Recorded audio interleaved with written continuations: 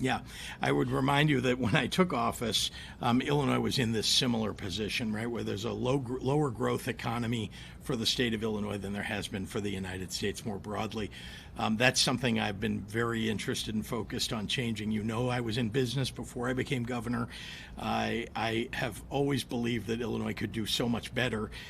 As you know, we've had a series of crises that have hit this state, not the least of which was the COVID-19 crisis. So there are things that have impeded our progress in the state. Having said that, as you know, over the last 2.5 years, basically since the end of the COVID crisis, if you can say that it's fully ended, I think it has, the crisis part of it anyway. We've been very focused in my administration on growing the economy, on attracting jobs and businesses, and that's working.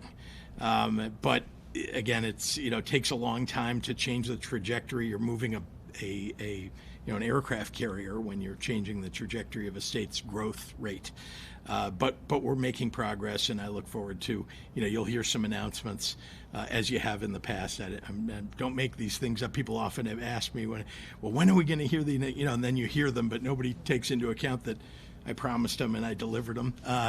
And you'll hear more announcements about that as well. Yeah, tax credits are just picking winners and losers, and it's crony capitalism that is wrong, right? We need to lower the tax base or lower the tax burden for all businesses collectively as a whole. And so Governor Pritzker loves to pick his winners and losers so he can do his ribbon cuttings, but that's only for the politically connected that get those tax credits. And so if you take a look at the adverse business climate that is present in Illinois, that coincides and that moves in the same vein of why we're having the sluggish job creation that we're having in Illinois is because who in their right mind would want to build a business, create a business, start a business, or move to Illinois when you have Governor Pritzker wanting to have a supercharged sanctuary state?